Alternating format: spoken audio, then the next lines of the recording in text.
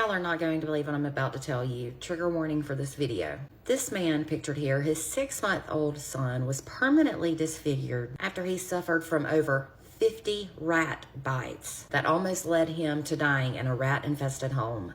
And the father was just convicted. On Wednesday, a jury found David Swanenbaum guilty of 3 counts of child neglect for the infant son and 2 other kids that were said to be inside the home. It was said that this case was so horrific that will have a lasting impact on cops and prosecutors. Evansville Police Department officers responded to a call about a baby requiring emergency medical attention on September 13th of last year. The caller was identified as David, the father of the victim. He told dispatchers that he woke up to his infant son covered in blood and that it appeared the boy's finger had been chewed off. The victim in this case was reportedly a 6-month-old baby who suffered horrific rat bites to his entire body while he was lying in a bassinet in the home. When paramedics and police arrived, the infant was said to be lying in his crib in a pool of blood, and the bites were so bad and all over his body, including his face, mouth, and extremities. It was said the rats left bone showing on one hand, and now the baby is permanently disfigured. When first responders arrived to the scene, they provided emergency medical treatment and stabilized the baby and took him to a local hospital. Soon after the baby arrived to the hospital, he was then transported by helicopter to another hospital so that he could get more specialized treatment. It was that bad. Doctors said the baby suffered a near fatal event and had to receive a blood transfusion after he almost went into shock.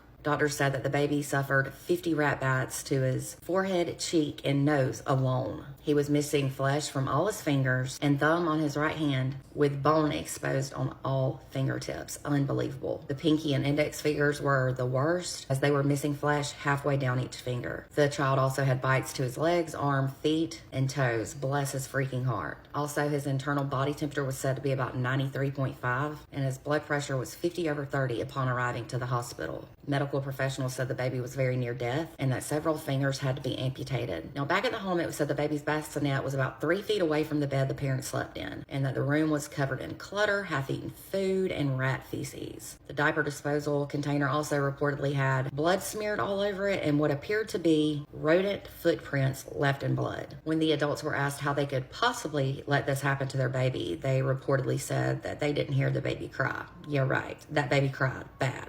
Prosecutors argue that the State Department of Children's Services spent 2 years trying to get David to clean up the home. Reportedly, a pest control agent also gave David several reusable rat traps, but there was no evidence that he even used them. Now, David's attorney, argued that Child Services would have taken the child away if it was that bad, if conditions were that bad. Well, not necessarily, because we all know how that goes when it comes to them doing their jobs. David's attorney also said that David didn't have enough money to improve the home. Well, that's not a very good point, because it's not that the home needed improving, it's the fact that the home needed to be cleaned. His sentencing date is set for October 2nd. The infant's mother, Angel Swanenbaum, and aunt, Lena Thurman, were also both charged with child neglect, and Angel is set for trial later this month.